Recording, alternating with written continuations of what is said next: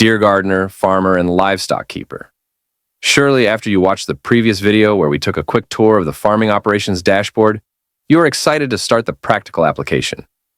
In today's video, I will explain the first and most important step any farmer must take immediately after logging in with a new account, which is adding the farm location, because obviously farming operations won't work without the system knowing where your farm is. This is Mohammed from Eyes of Jasmine Farm. Once you log in as a farmer, the system will automatically take you to farming operations, but since you just created your account, you won't see the dashboard we showed in the last video. You will see the system telling you in a clear message that no locations are available, and that you must create at least one location so you can plan your crops and livestock, manage your tasks, and everything related to managing your farm or garden. After the message, there is a single button on the screen, Create Location. Click on it, and thus we enter the new location creation page.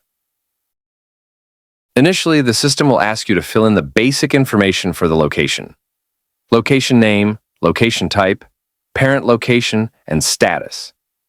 The location name is auto-filled with the farm name you chose during account creation, and you can change it.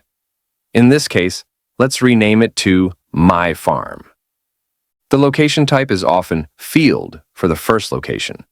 It is a logical choice because it represents the total land containing all other sublocations. But in case you are gardening at home, on a balcony, or on a roof, you can choose Other.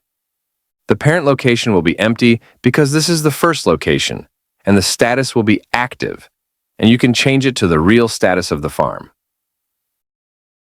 If we scroll down a bit, we reach the part that effectively activates everything, the location boundary map. You will notice a map, and drawing tools on the right of the map, the line, polygon, rectangle, and point. The most important tool is the polygon, because we use it often since most farms and sites are not square or right-angled rectangles.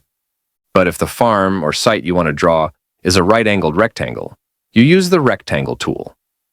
We use the line to draw paths and streets, and the point to mark a spot on the site. We have the delete tool if you made a mistake and want to clear everything and redraw from scratch. Now, let's start drawing the farm. First, we need to locate the farm, so we zoom out on the map, look for the farm location. Then, when we spot it, we start to zoom in until we find the farm. If we keep zooming in, we will find that at the last stage, the map will disappear. This problem exists in some countries. For others, it is working fine. We must stay on the second to last zoom level, and the map will show. Here is the farm, and we are going to start drawing. We notice that the farm shape here is not a right-angled rectangle or square, so we will choose the polygon shape. We choose the polygon and start drawing. Drawing the polygon involves placing a point at every corner of the polygon and so on. At every corner, we place a point until we arrive and close the shape by having the last point placed be the same as the first point. We notice that when the shape closes, the drawn area will appear to us, which is approximately 2 hectares for this farm. After drawing the location boundary map, let's scroll down a bit. We will find the area and measurements. The area is filled automatically with the area of the drawing above. We can fill in the arable area, which must be part of the total area. Let's fill it in this case with 20,000 square meters. Then the unit, which is now square meters. But you can change that. We have the elevation above sea level in meters. If you have the information, you can fill it in. We continue with the data. We have soil and environment. Open it, and there will be soil type. We choose the soil type of the farm. Let's assume it is clay. Soil acidity, pH. If you know it, put it in. Let's put it as neutral. Is the drainage good or poor? Let's put good. And the climate zone, you can choose from different climate zones. We are going to choose Mediterranean. Finally, we can fill in the infrastructure available in the farm: electricity, water, internet, surveillance cameras, and sensors. We select all available infrastructure in the location. Please note that the only mandatory data to fill in for the location are the location name, type, and boundaries on the map. We come to the Create button. Let's click Create and congratulations!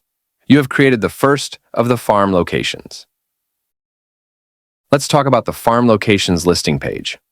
This page displays all farm locations on the map and shows a card for each farm location with location details.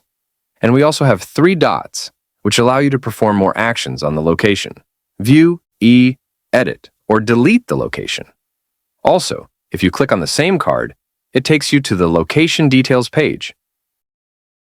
In the Location Details page, you can see the location on the map and all saved location information. One of the most important sections on the page is sublocations. You can add sublocations to this farm.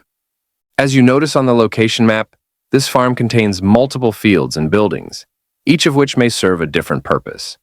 A field for olive trees, another for citrus trees, another for vegetables. The same applies to buildings, a barn, a nursery, a store, or a greenhouse. Let's add a sublocation. Let it be the barn for this farm. We click the button to add a sublocation. And on the map, we notice that the main location is highlighted in gray. If we zoom in, we will see it clearly. Now we need to draw the barn. Let's choose the polygon tool and start to draw the barn.